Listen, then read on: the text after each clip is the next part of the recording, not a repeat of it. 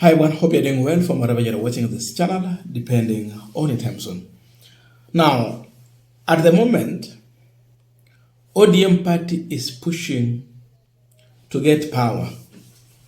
And when you listen to Odinga, the power that is looking for is to have that office of the deputy president. He said they cannot stay without power. Hatuwezi kuwa bila power. And so, this team is here to convince President William Ruto that they have enough numbers which deserves them to get that position of a running mate. Now, keep this in mind. There are maybe two people whom in the ODM party can be appointed to be a running mate to William Ruto. Maybe Odinga, and if not, Gladys Wanga. These two. So, as ODM is really fighting for that chance, yesterday, something happened that make ODM to look so awkward and not really in touch with the people on the ground. And this was when Gladys Wanga, in the company of Governor Ochilo Ayako, while addressing the residents of Nando constituency, they got heckled, rejected with the youth chanting Babu Owino. Huko ni nyumbani, si kwingine. They are deep in the village. Babu Owino sio mbunge wa Nyanza region, yeye ni mbunge wa Nairobi. But the youth are chanting Babu, Babu, Babu. They heckled the governor. And this was the kind of treatment that Governor Gladys Wanga was subjected to in the hand of the youth in Nando constituency.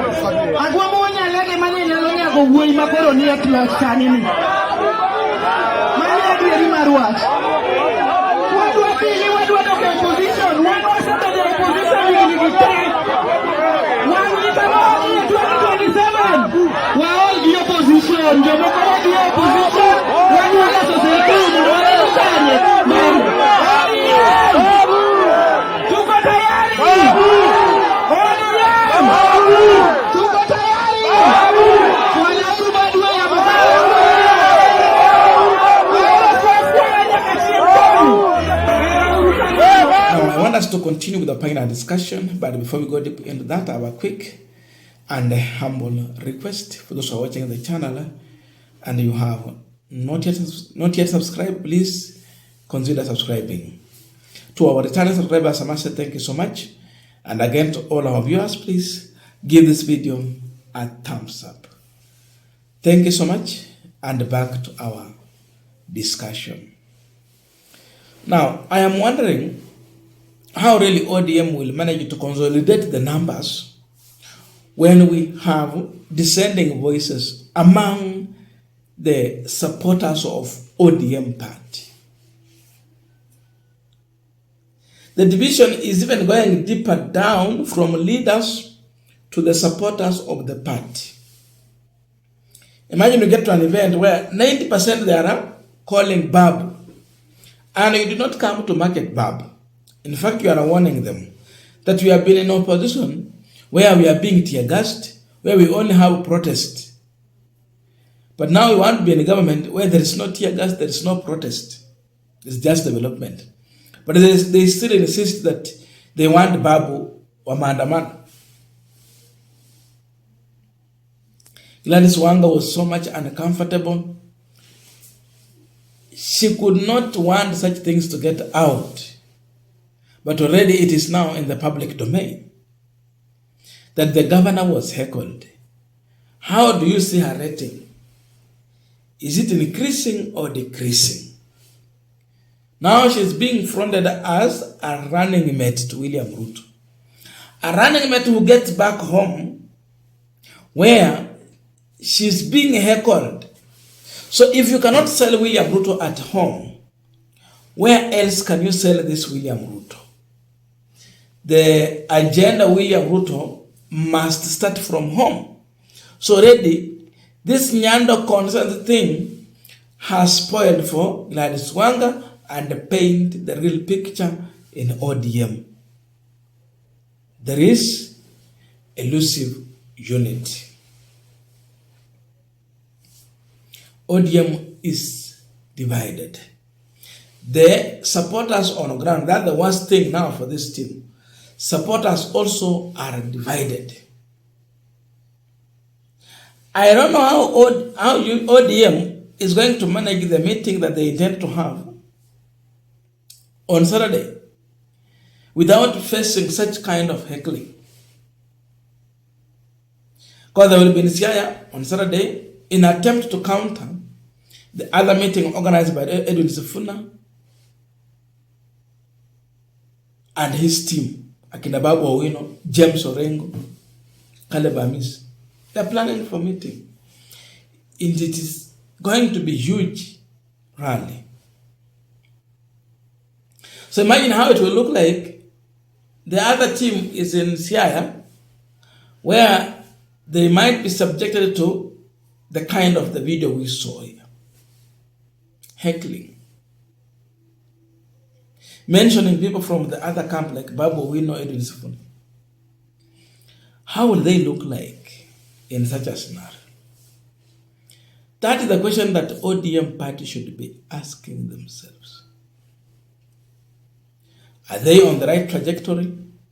You just get home and all of a sudden you have a crowd that comes to tell you opposite of your thinking. They come and heckle you, they come and reject you, and they look organic. Babu ni mbunge wa Nairobi, si wa nyumbani. But you see, these youth are rejecting the leadership of one Oburu Odinga, which Gladys Wanga do support as the chair. Instead, they want someone vibrant, someone young, like Babu Owino. That is the communication these youth are making in this video. They can not just wake up and start saying Babu, Babu, Babu. They are communicating. We don't want Oburu Odinga. So Gladys Wanga afikishie Mheshimiwa Oburu Odinga ya kwamba vijana wanasema Babu and not Oburu. So there is that kind of politics going on there. And this makes the ODM look really so bad. Kuna hii ODM inaongozwa na Oburu Odinga, which will remain. The other team might change into something else. Because now you will need to have a political party that you control. So this original ODM that is going to remain here in terms of paperwork. It's like they are going to remain when they are more splitted, when they don't have energy, when they don't command numbers. That is where they are heading to. And the ODMB is going to carry the vibrant that has always dwelled in ODM party under the able leadership of the late Raila Odinga. So that is what is really happening here. So you'll find that the other ODMB might be so powerful and might lead more leaders from this other side to their quarters. Why are youth heckling Gladys Wanga? They don't want Oburu Odinga to lead them. They are not comfortable with the manner in which this government is running the economy of this country. They feel the pain, they feel the heat, they are victims. Some are just tired with the empty slogans, and empty promises.